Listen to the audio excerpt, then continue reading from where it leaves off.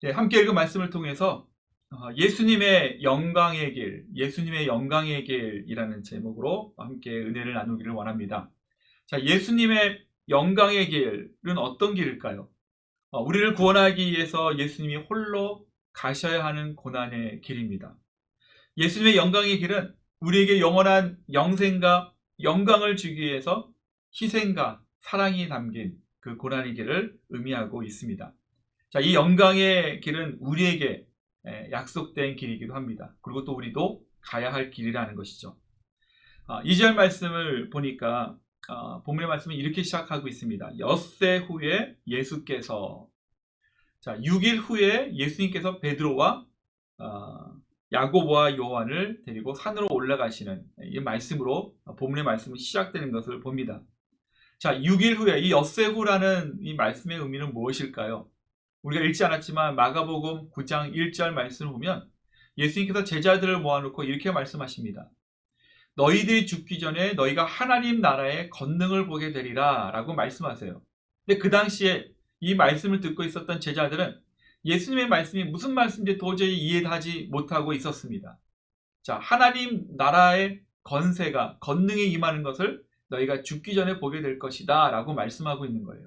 자, 이 하나님 나라의 권능이라는 것은 무엇이냐면 오늘 말씀에 나타난 예수님께서 변화된 모습, 또한 예수님께서 앞으로 구원자로서 인류를 구원하시기 위해서 가시면서 고난의 길을 걸으시고 십자가의 고난과 죽음과 부활하시고 또한 승천하셔서 하나님의 보좌 앞에 올라가신 그 구원의 모든 과정과 영광의 자리를 의미하고 있다는 것입니다. 자, 이 하나님의 나라의 권능을 사실은 이 본문의 말씀을 보면 베드로와 요한, 야고보와 요한이 경험하게 되는 것이죠. 좀 더 말씀을 구체적으로 살펴보면서 오늘 주시는 은혜를 함께 나누고자 합니다. 자, 예수님과 베드로와 야고보와 또한 요한은 산으로 올라갑니다. 기도하기 위해서 산으로 올라갑니다. 근데 제자들이 아주 놀라운 그런 장면을 목격하게 됩니다. 첫 번째 장면은 갑자기 기도하고 또 졸고 있는데 눈을 떠보니까 예수님의 모습이 달라진 거예요. 어떻게 달라졌냐면 아주 밝은 빛 가운데 그 어두운 가운데 있는데 밝은 빛 가운데 눈으로 제대로 쳐다볼 수 없을 정도로 너무 아주 흰 색깔로 또 아주 흰 모습으로 또 밝은 모습으로 예수님의 모습이 바뀌었다는 것이죠. 두 번째는 예수님의 그 밝은 모습 가운데 예수님과 함께하는 두 인물이 나타납니다. 누굽니까? 말씀을 보니까 모세와 엘리야 선지자가 함께 있는 것을 보고 그들이 놀라운 경험을 하게 되는 것을 봅니다. 자, 우리 본문의 말씀을 다시 이렇게 보면 2절 말씀입니다. 엿새 후에 예수께서 베드로와 야고보와 요한을 데리시고 따로 높은 산에 올라가셨더니 그들 앞에서 예수님께서 어떻게 되셨어요? 변형됐다라고 나왔어요. 변형이라는 단어를 조금 주목해 보면 좋을 것 같습니다. 이 예수님께서 어떻게 변화되었을까? 어떻게 변화되셨을까? 우리는 생각해 볼 수 있을 것 같아요. 3절 말씀 보면 옷이 강체가 나고 세상에서 빨래하는 자가 그렇게 희귀할 수 없을 만큼 매우 아주 하얗게 깨끗한 모습으로 또한 밝은 빛의 모습으로 바뀌었다라고 말씀하고 있거든요. 자, 이 변형이라는 단어는 예수님에 대해서 어떤 의미를 가리키고 있을까? 한 가지입니다. 원래 하나님의 아들의 모습, 원래 하나님께서 이 땅에 예수님께서 인간의 모습으로 오시기 전에 하나님 거룩한 보좌 앞에 함께 하셨을 때 그 모습을 의미하고 있다는 것이죠. 성경 말씀을 보면 흙먼지가 없는 아주 깨끗한 그런 흰 색깔의 그런 모습으로 계신다라고 말씀하고 있습니다. 저는 이 말씀을 묵상하면서 이 흰 색깔은 어떤 의미를 갖고 있냐면 예수님이 갖고 있는 영적인 색깔이라고 생각합니다. 흙먼지가 하나도 없는 그러한 모습을 우리에게 말씀해주고 있는 것이죠. 또 한 가지는 죄가 없으신 분이라는 것을 상징하고 있습니다. 예수님은 거룩한 분이세요. 이 땅에 어떠한 모습으로 오셨습니까? 우리와 똑같은 인간의 모습으로 오셨지만 죄가 하나도 없는 깨끗한 거룩하신 주님으로 오셨다는 것을 상징하고 있는 것이죠. 자, 그래서 이 변형이라는 단어를 통해서 우리가 알 수 있는 것 어떻게 알 수 있을까? 자, 그 첫 번째는 인간으로 오시기 전 하나님의 아들로서의 영광스러운 모습이라는 것을 성경 우리에게 보여주고 있습니다. 자, 이와 관련해서 말씀 하나 보겠습니다. 우리 빌립보서 2장 6절입니다. 빌립보서 2장 6절 말씀 이렇게 말씀하고 있습니다. 그는 근본 하나님의 본체시나 하나님과 동등됨을 취할 것으로 여기지 아니하셨다. 원래 하나님의 본체는 무엇입니까? 거룩함입니다. 밝은 그런 영원한 빛 가운데 함께 하시는 그 모습을 가지고 계셨다는 것이죠. 자, 두 번째, 이 변형이라는 단어를 통해서 예수님께서 보여주시는 것은 무엇이냐면 장차 죽음을 이기시고 부활하신 후에 그 영광스러운 모습을 우리들에게 말씀해주고 있는 겁니다. 자, 요한계시록 1장 14절 말씀 함께 보겠습니다. 요한계시록 1장 14절 15절 말씀인데요. 제가 읽어드릴게요. 그의 머리와 털의 희기가 흰 양털 같고 눈 같으며 그의 눈은 불꽃 같고 그의 발은 풀무불에 단련한 빛난 주석 같고 그의 음성은 맑은 물소리와 같으며 주님의 어떻게 보면 예수님께서 그 죽음을 이기시고 부활하신 이후에 제자들에게 보여주었던 모습, 또 하나님 나라를 다시 하나님께로 승천하신 이후에 그 영광 가운데 우리를 바라보시는 그 모습을 가리키고 있다는 것입니다. 자, 그런데 이 변형이라는 원래 이 헬라어 단어를 이렇게 찾아보면 사실 성경에 신약성경에 네 군데밖에 사용되지 않은 것을 보게 됩니다. 우리가 읽은 이 마가복음의 말씀, 그 다음에 동일한 사건에 대해서 마태복음 7장에 나와 있고요. 그 다음에 나머지 두 번 사용된 이 말씀의 이 내용을 보면 사도 바울이 이 로마서 말씀과 이 고린도 후서 말씀을 통해서 사용하고 있습니다. 근데 재미난 건 뭐냐면 이 사도 바울이 이 변형이라는 이 변화라는 단어를 사용했을 때 성도가 변화해야 된다, 성도가 그리스도를 닮아가야 된다라는 그 말씀을 가르칠 때 이 단어를 사용했다는 것입니다. 성도의 삶이 변화됐을 때 참된 변화는 이 변형이라는 단어를 통해서 사용됐다는 거예요. 로마서 12장 2절 말씀, 우리가 너무나 잘 아는 말씀인데요. 너희는 이 세대를 본받지 말고 오직 마음을 새롭게 함으로 변화를 받아 하나님의 선하시고 기뻐하시고 온전하신 뜻이 무엇인지 분별하도록 하라. 자, 오직 마음을 새롭게 하라 라고 말씀하고 있어요. 마음을 새롭게 하라. 자, 이것은 뭐냐면, 자, 이 변형이라는 단어는요, 사람의 마음의 내면에서부터 시작된다는 겁니다. 내면에서의 참된 변화를 일으키게 된다는 것이죠. 자, 고린도후서 3장 18절 말씀 봅니다. 고린도후서 3장 18절 말씀. 우리가 다 수건을 벗은 얼굴로 거울을 보는 것 같이 주의 영광을 보며 그의 같은 형상으로 변화하여 영광에서 영광에 이르니 곧 주의 영으로 말미암으니라. 자, 여기 보면 주의 형상으로 변화된다라고 말씀하고 있어요. 우리가 이 땅에서의 사명을 잘 감당하고 또 주님 앞에 섰을 때 우리의 모습도 예수님의 그 영광스러운 모습과 같이 우리도 영광스럽게 변화될 것이다 라고 말씀하고 있는 것입니다.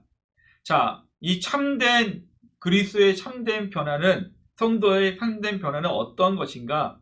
지금 이 시간부터 우리의 내면에서 시작되는 그 변화가 우리의 외적 변화를 일으키고 또한 장차 우리가 주님 앞에 섰을 때 영광스러운 모습으로 완벽하게 완성된다는 것을 우리에게 가르쳐주고 있는 것이죠. 자, 그러면 예수님의 이 변형된 모습, 변화된 모습을 예수님께서 이 말씀을 통해서 제자들에게 보여주신 이유는 무엇일까? 여러 가지가 이유가 있겠지만 그 중에 하나는 이것입니다. 예수님은 이 땅에 하나님의 사명을 띠고 온 인류를 구원하시기 위해서 오신 구원자이신 것을 다시 한번 확증하기 위해서, 확인시켜 주기 위해서 말씀해주고 있는 것입니다. 보여주신 것이죠. 또 다른 이유는 이것입니다. 구원을 위한 고난과 죽음과 부활의 길은 주님이 가셔야 하는 길이며 그 길을 통해서 죄와 죽음으로부터 승리하시고 영광스럽게 변화될 것이다 라는 것을 보여주기 위해서 이 놀라운 이 변화된 모습들을 보여주고 있는 것이죠. 자, 그러면 오늘 이 장면, 이 모습, 이 말씀을 통해서 우리에게 주시는 영적인 교훈은 무엇일까? 첫 번째 영적인 교훈은 거룩한 변화가 있는 성도가 되라는 것입니다. 다시 말씀드립니다. 오늘 주시는 이 예수님의 변화된 모습을 통해서 우리에게 주신 첫 번째 교훈은 거룩한 변화가 있는 성도로 살아가라는 그런 말씀의 그런 교훈이라는 것이죠. 사랑하는 여러분, 참된 변화는 우리의 내면의 회개를 통해서 시작됩니다. 너무 중요한 것이죠. 우리의 내면에 참된 변화가 일어날 때 우리는 올바른 그리스도의 거룩한 옷을 입을 수 있게 된다는 거예요. 말씀에 비추어진 나의 삶을 다시 한번 뒤돌아보면서 회개를 통해서 우리는 참된 변화와 거룩한 능력을 경험하게 된다는 것입니다. 예수님께서 우리에게 이렇게 가르쳐 주셨어요. 마음에 분을 갖고 또 마음에 남의 것을 갖고 싶은 그런 탐하고 싶은 마음, 또 미워하는 마음, 또 시기하고 질투하는 마음, 이 모든 마음에 품은 것도 죄가 될 수 있다라고 우리에게 말씀해 주고 있습니다. 자, 그런 의미에서 우리가 신앙생활 하면서 조금 더 조심해야 될 부분이 이것입니다. 사람들이 보지 않기 때문에 우리는 우리 마음에 수만 가지의 죄를 생각하고 또한 그 죄를 짓는 우리의 내면의 모습을 발견할 수 있게 된다는 것이죠. 사람들의 눈에 티가 나지 않으니까 우리는 별로 신경 쓰지 않습니다. 눈에 보이지 하나님을 두려워하지 않습니다. 그러니까 우리에게 도덕적인 눈에 보이는 것에 신경을 너무 쓰다 보니까 우리의 숨겨진 내면이 병이 들고 우리 내면에 여러 가지 상처와 어려운 마음들을 가질 때가 많이 있어요. 사랑하는 성도 여러분, 기억하시기 바랍니다. 우리의 참된 변화는 우리의 영혼에서부터, 우리의 마음에서부터, 우리의 내면에서부터 시작되었을 때 그 내면의 변화를 통한 능력이 우리 삶의 모든 영역에서 우리의 말과 행동을 변화시킬 수 있는 능력으로 임할 수 있다는 것을 믿으시기를 예수 그리스도의 이름으로 축원합니다. 자, 그런 의미에서 오늘 우리가 로마서 말씀 보았듯이 우리가 추구해야 될 건 무엇입니까? 우리는 날마다 하나님의 뜻이 무엇인지, 또 하나님께서 우리를 향해서 원하시는 것이 무엇인지, 하나님께서 기뻐하신 뜻이 무엇인지 항상 분별하고 그것을 쫓아가고 따라가야 될 사명이 있다는 것이죠. 그런 의미에서 우리에게 필요한 것은 단지 행동만이 아니에요. 우리의 영혼을, 우리의 내면의 모습들을 변화받아 정말 주 앞에 나가는데 우리 모두가 헌신하시기를 바랍니다. 변화의 과정을 통해 우리는 주 앞에 서는 그날 주님의 영광을 보게 될 것이고 그 영광이 우리에게 임한다는 사실을 믿으시기를 바랍니다. 이 거룩함이 주님의 그 영광의 길을 따라가는 성도의 길이라는 것을 다시 한번 믿으시기를 주님의 이름으로 축원합니다. 자, 제자들은 또 다른 놀라운 일들을 경험하게 되죠. 이 성경 말씀 보니까 그러니까 모세와 엘리야 선지자를 그들이 목격하게 됩니다. 예수님과 함께하는 그들의 모습을 발견하게 되죠. 자, 예수님께서 변화된 모습 가운데 왜 많은 사람들 중에 모세와 엘리야 선지자가 나타났을까? 우리가 생각해 볼 수 있을 것 같아요. 자, 모세라는 인물이 가지고 있는 그 상징적인 것, 엘리야 선지자가 갖고 있는 그 상징적인 의미는 무엇일까? 우리가 잘 아는 대로 모세는 어떤 사람이었습니까? 시내산에서 하나님을 만나고 하나님의 영광을 체험한 사람이었습니다. 하나님께서 주신 말씀에 그 사명을 갖고 순종하는 마음으로 이스라엘 백성들을 애굽 땅에서 탈출시키고 또 광야에서 가나안 땅으로 이끌어가는 그런 기나긴 그런 고난의 여정에 헌신했던 하나님의 사람이었어요. 무엇보다도 이 모세의 이 사역과 모세의 섬김을 통해서 장차 이 땅에 오시게 될 예수 그리스도를 상징하는 너무나 놀라운 또 하나님 앞에 쓰임받았던 그런 인물이었습니다. 엘리야 선지자는 어떤 사람입니까? 엘리야 선지자도 모세와 같이 하나님의 영광을 체험한 사람이었습니다. 장차 이 땅에 오실 메시아에 대한 예언의 말씀을 정말 적극적으로 담대하게 증거했던 선지자였고 무엇보다도 죽음을 맞이하지 않고 하나님 나라로 승천하였던 그러한 귀한 선지자의 사명을 감당했던 사람이었죠. 자, 이 예수님과 모세와 또한 엘리야가 함께 만남을 통해서 오늘 주시는 이 마가복음에 나타나 있지 않지만 우리 누가복음 이 말씀을 보면 이 세 분이서 함께 나눴던 이야기, 어떤 이야기를 나눴을까에 대해서 한 말씀으로 우리에게 소개해주고 있습니다. 자, 누가복음 9장 30절 31절 말씀을 함께 볼까요? 제가 한번 읽어드리겠습니다. 문득 두 사람이 예수와 함께 말하니 이는 모세와 엘리야라. 영광 중에 나타나서 장차 예수께서 예루살렘에서 별세하실 것을 말할세. 예루살렘에서 고난을 당하시고 십자가에서 죽을 것에 대해서 함께 나누었다라는 것입니다. 자, 그런데 이 세 분, 예수님과 모세와 엘리야가 함께 있는 모습을 보았던 제자 중에 베드로의 반응을 한번 보세요. 베드로의 반응을 보면 너무나 흥분된 목소리로 너무나 놀랐습니다. 그래서 흥분된 목소리 이렇게 얘기합니다. 제가 여러분 한 분 한 분을 위해서, 세 분을 위해서 초막 셋을 짓겠습니다 라고 이야기합니다. 그리고 이 순간에 너무 좋아서 초막 셋을 짓고 그곳에 우리 세 분이 여러분들이 함께 있음을 통해서 저도 그것을 즐기기를 원합니다 라는 그런 고백을 하는 것이죠. 한마디로 표현하면 계속 있으면 좋겠다는 그런 막연한 생각을 하고 있었습니다. 자, 어쩌면 베드로가 감동하고 또 베드로가 감탄하는 또 고백하는 것이 맞을 수도 있을 것 같아요. 그러나 다른 각도로 관점으로 우리가 보면은 베드로는 앞으로 이 환상 이후에 이 예수님의 변화된 모습 이후에 예수님께서 가셔야 될 그 고난의 길, 그 구원자의 길에 대해서 그는 까맣게 잊어먹고 있었고 결국은 깨닫지 못하고 있었다는 사실입니다. 자, 베드로는 많은 학자들이, 성경학자들이 그렇게 얘기해요. 맨정신은 이렇게 고백한 거 아니다 라는 것이죠. 예수님과 함께 산에서 기도를 하고 있는데 분명히 그들은 피곤에 지쳐서 졸고 있었을 것이고, 졸다가 갑자기 밝은 빛이 그의 눈안에 비춰진 것을 보고 또 여러 사람이 이야기하는 것을 듣고 졸다가 깨어나서 막연하게 뱉은 말이 이런 말이 아닌가. 저는 이것을 이렇게 상상해 보면서 그런 생각을 해봤습니다. 베드로가 정말 예수님에 대해서 확실한 구원자에 대한 그러한 진리의 말씀을 깨닫고 있었다면 그가 혼미하고 또한 맨정신이 아닌 그런 반은 졸고 있는 상황에 있을지라도 확실한 진리를 깨닫고 있었으면 이러한 말씀을 하지 않았을 것이다 라는 생각이 들게 됩니다. 자, 그때 예수님에 대해서 확실한 정체성을 깨닫지 못하는 베드로와 그의 제자들에게 한 음성이 나오죠. 자, 우리 마가복음 9장 7절 말씀 함께 보겠습니다. 마가복음 9장 7절 말씀. 마치 구름이 와서 그들을 덮으며 구름 속에서 소리가 나되 이는 내 사랑하는 아들이니 너희는 그의 말을 들으라 하는지라. 자, 그 광경 가운데 갑자기 구름이 임합니다. 성경에서 말하는 구름은 하나님의 임재를 상징하고 있죠. 그러니까 하나님의 거룩한 임재가 그곳에 임하는 거예요. 그리고 한 음성이 들립니다. 뭐라고 말씀합니까? 그 음성 가운데 너희는 그의 말을 들으라. 너희는 그의 말을 들으라. 너희는 예수 그리스도의 말을 들으라 라고 말씀해주고 있는 것입니다. 자, 여기서 들으라 라는 단어는요, 그냥 들으라 라고 끝나는 것이 아니에요. 그의 말씀을 듣고 행하라 라는 두 가지 미닝을 갖고 있는 단어라는 것입니다. 너희가 지금 함께하고 있는 예수 그리스도의 말씀을 듣고 행하라, 이것을 하나님께서 말씀해주고 있는 거예요.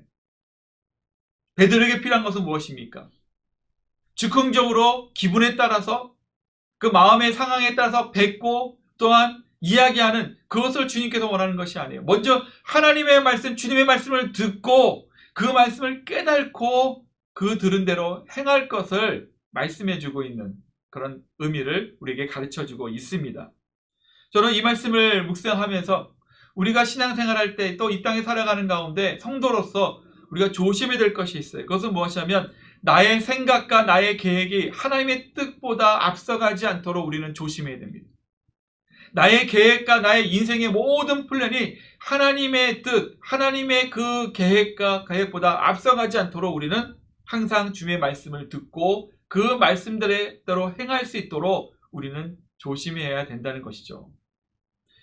사실 오늘 집사님이 또 기도하는 가운데 주비리 교회 우리 예배 장소를 위해서 기도해 주셨습니다. 사실은 1월 첫 주부터 저희가 교회적으로 또 금요 기도회를 통해서 계속 기도하고 있는 그런 많은 기도 내용들 중에 그 중에 하나가 앞으로 우리 주비리 교회가 예배 드릴 수 있는 장소를 위해서 기도하고 있습니다.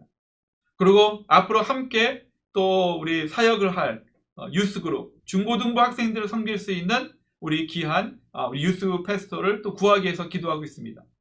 사실 지금 상황을 보면요, 아직 팬데믹이 끝나지 않았어요. 이제 뭐 백신이 공급되면서 진행되고 뭐 시작되는 단계입니다. 어떻게 보면 너무나 이른 시기에 우리가 기도하고 있지 않나라고 생각할 수 있을 것입니다. 저도 그렇게 생각했습니다. 근데 이 기도하면서 주님께서 저에게 주시는 말씀은 무엇이냐면 먼저 기도로 쌓아 올리라는 거예요. 그 기도를 통해서 우리의 생각, 우리의 계획이 앞서가지 않도록 주님의 뜻이, 주님의 인도하심이 먼저 앞으로 나아갈 수 있도록 더 기도하라라는 그런 마음을 주셔서 계속 기도하고 있는 것입니다.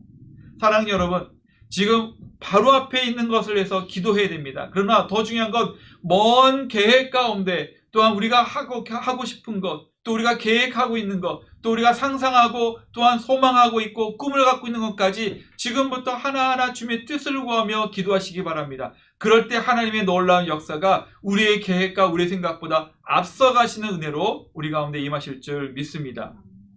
자, 하나님께서 예수님에게 맡겨주신 그 구원의 사역을 위해서 주님도 기도하셨어요. 그렇죠? 예수님은 베드로와 야고보와 요한을 데리고 산에서 기도하는 가운데 변화받으신 거거든요. 기도하는 가운데 모세와 엘리야 선지자가 함께 하였던 것을 우리는 보게 된다는 것입니다. 기도하는 걸 통해서 앞으로, 그래서 저는 제 마음속에 기쁨이 있습니다. 그다음에 확신이 있습니다. 우리가 지금은 아무것도 보이지 않는 상황에서 주빌리교회 예배 장소를 위해서 또한 유스 패스터를 위해서 그의 필요한 부분을 위해서 기도하고 있어요. 그러나 아무것도 보이지 않지만 그 모든 것을 창조하시고 다스리시는 하나님의 놀라운 역사가 우리 기도 가운데 함께하여 주실 줄 믿습니다. 자, 그런 의미에서 우리 오늘 이 말씀을 통해서 우리에게 주신 두 번째 영적인 교훈은 주님의 음성을 듣는 성도가 되라는 것입니다. 주님의 음성을 듣는 성도가 되시기 바랍니다. 자, 신명기 18장 15절 말씀입니다. 신명기 18장 15절 말씀. 내 하나님 여호와께서 너희 가운데 내 형제 중에서 너를 위하여 나와 같은 선지자 하나를 일으키리니 너희는 그의 말을 들을지어다. 사랑 여러분, 예수님의 말씀을 먼저 들으시기를 주님의 이름으로 축원합니다. 자, 주님의 음성을 듣는 거, 우리가 기도하는 가운데 주님의 음성을 들을 수 있어요. 그러나 더 우리가 확실하게 주의 음성을 들을 수 있는 하나님께서 주시는 은혜의 툴이 있어요. 은혜의 방편이 있습니다. 그것은 무엇입니까? 하나님의 말씀이에요. 자, 매일매일마다 주의 말씀을 묵상하시며 또 그 말씀을 통해서 주님의 음성을 들으시기 바랍니다. 자, 그런 의미에서 저와 여러분들 신앙생활 때 가장 중요한 것은 매일 아침마다 주의 말씀을 보는 거예요. 읽고 끝나는 것이 아니라 그 말씀을 통해서 큐티를 하는 것도 너무나 좋은 것 같아요. 제가 보통 한 7시 반에서 8시 사이에 제가 아침에 이게 카톡으로 오늘의 만나를 우리 성도님들께 보내드립니다. 그 말씀은 우리 생명의 삶의 이 본문의 말씀, 또 긴 본문의 말씀 중에 제가 개인적으로 또 묵상한 말씀을 여러분들에게 나누게 됩니다. 저는 그 말씀, 바쁘신 분들, 또 시간 없더라도 저도 오늘의 만나 그 말씀을 좀 더 기억하시면서 제가 드리는 말씀으로 제한시키지 마시고 그 함께 나눈 그 오늘의 만나의 말씀을 통해서도 좀 더 묵상하면서 그 가운데 나에게 주실 음성은 무엇일까? 나에게 주시는 말씀은 무엇일까? 좀 더 시간이 되신다면 오늘 그 큐티 전체 본문의 말씀을 좀 더 묵상하시고 좀 더 시간이 된다면 주님께서 더욱더 주시는 그 말씀을 묵상하면서 기도하는 시간을 가지시면 어떨까요? 그 가운데 주님의 세미한 음성이 우리의 영혼의 마음에, 우리 영혼의 귀에 분명하게 들려질 줄 믿습니다. 자, 제자들 눈에 또 놀라운 그 장면이 있었죠. 모세와 엘리야가 갑자기 사라집니다. 그리고 이제 예수님만 보이게 되는 것이죠. 우리가 읽은 마지막 본문 말씀이 그것입니다. 모세도 엘리야 선자도 사라지고 이제 예수님만 보이게 되었습니다. 저는 이 장면이 어떻게 보면 되게 심플한 그런 간단한 그런 장면인데 여기에 중요한 포인트가 있다고 생각해요. 그것은 무엇이냐면 모세도 엘리야 선자도 장차 오실 예수님, 이미 오신 예수님을 상징하고 또한 예언하는 그런 사명과 사역을 펼쳐나갔습니다. 그러니까 다시 말하면 성경의 주인공 되신 예수님을 돕기 위해서 하나님은 모세를 세우셨고 엘리야 선자를 세우신 거예요. 그러니까 어떻게 보면 베드로와 그 외 제자들이 바라보고 있는 모세와 엘리야 선자는 그 장면의 주인공이 아니에요. 주인공은 누구십니까? 예수 그리스도. 예수님이 그들의 사역 가운데, 삶 가운데 주인공이시라는 거예요. 왜냐하면 예수님은 우리의 구원의 은혜의 중심이 되시고, 또한 예수님은 신앙생활의 중심이 되시고, 또 예수님은 기도 응답의 중심이 되시고, 또한 예수님은 우리의 모든 삶의 중심과 주인공이 되신다는 거죠. 그런 의미에서 저는 여러분들에게 다시 한번 영적인 도전을 드리기를 원합니다. 여러분, 우리가 보아야 될 것, 우리가 들어야 될 것 너무 많아요. 그러나 우리 삶 가운데 가장 중요하게 보아야 될 것, 더 중요하게 들어야 될 것은 오직 예수 그리스도 한 분인 것을 분명히 믿으시기를 바랍니다. 어떤 분들은 기도 응답 받은 그 응답에 대해서 너무나 매여 있는 분들이 있어요. 그 기도 응답을 주신 주님을 바라보시기 바랍니다. 우리에게 구원의 은혜를 베푸셨잖아요. 그 구원의 은혜를 주도하신 그 주님을 바라보세요. 그 말씀 가운데 나와 있는 수많은 캐릭터, 수많은 인물들 중에 가장 중요한 인물은 예수 그리스도라는 것을 잊지 마시기 바랍니다. 우리가 역사를 이렇게 뒤돌아보면 각 나라와 또 민족, 또 온 세계에 영향력을 미쳤던 수많은 인물들이 있죠. 수많은 인물들이 정말 많이 있었습니다. 그러나 시간이 지나면서 그들의 세상을 떠나고, 또 100년이 지나고 200년이 지나면서 그 사람들 한 사람이 잊혀져 가는 것을 보게 돼요. 모든 사람, 이 땅에 살고 있는 모든 사람들은 그 시대가, 그 시간이 지나면 다 잊혀질 수밖에 없는 그러한 우리의 연약한 인생이라는 거죠.